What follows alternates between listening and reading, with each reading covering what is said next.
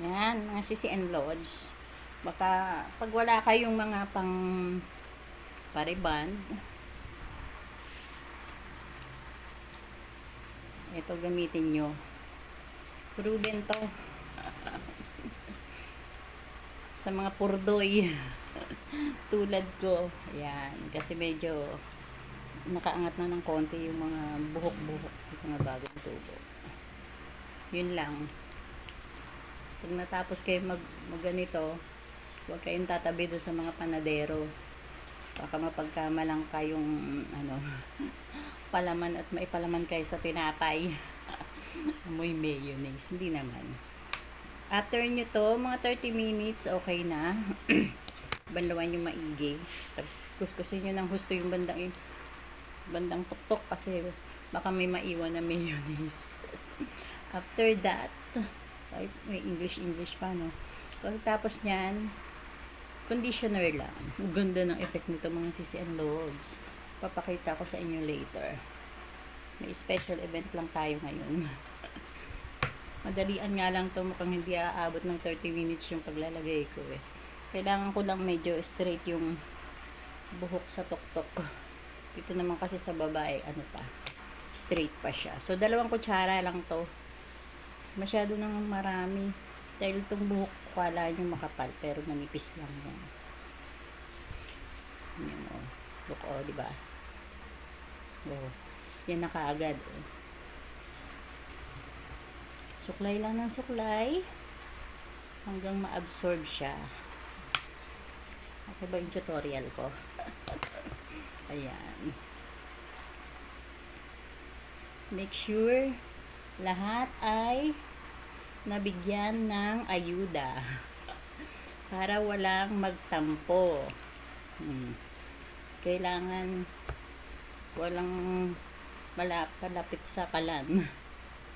Char! May pinagdadaanan. O, ayan. Ba? Ang bango. Kahit anong mayonnaise, basta walang walang kasamang flavor. Mamaya gamitin nyo, may chicken, may pork, may ham. Ay, sarap nun. Habulin kayo ng ng ibon. Ang lamig ng ko, mayonnaise ko. Actually, na to.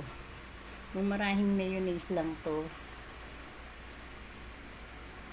At dahil near expiry na, sayang, diba? Isang yan eh. Nakailang, ay, hindi pa nga lang. Patay tayo dyan. Yan. Diba? 2 kutsara, ang dami pang natira. So, even lang ang paglalagay. Pati sa likod. Ganyan lang po. Tsaga-tsaga lang. Kung walang mag-a-apply sa inyo. Yan, diba? Diba? Diba? After nito, habang nagbababad tayo, magkulay naman tayo ng kuko sa paa at sa kamay. Wala tayong pang manicure, pedicure.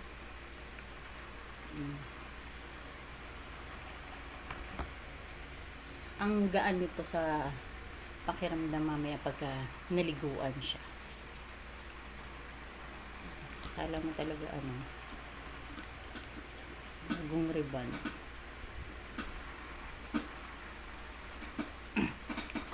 Ang bango ko.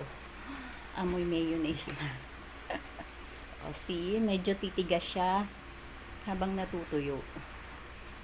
So, dapat anuhan nyo ng suklay. Look.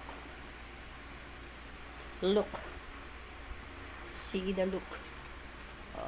Diba?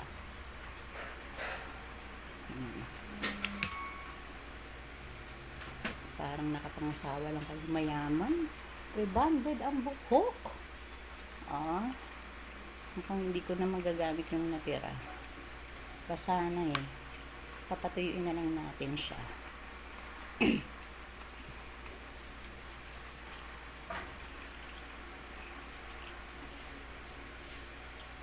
Yan. Ang bandang dulo. Kulang. Make sure na pag binanlawan nyo, ha?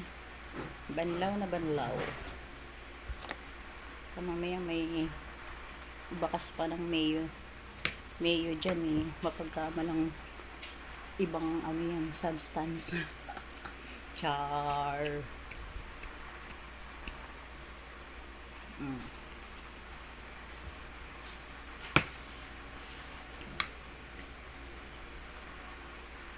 Okay, let's wait for 30 minutes. Then, rinse. Rinse thoroughly. Nang mabuti. Yan. Ang haba na ng buhok ko.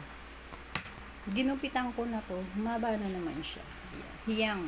Hiyang talaga pagka ako nagbawas ng buhok. So, bye muna. Babad ko ng 30 minutes. At ako'y kukutiks. Bye-bye. Later ang update. Bye!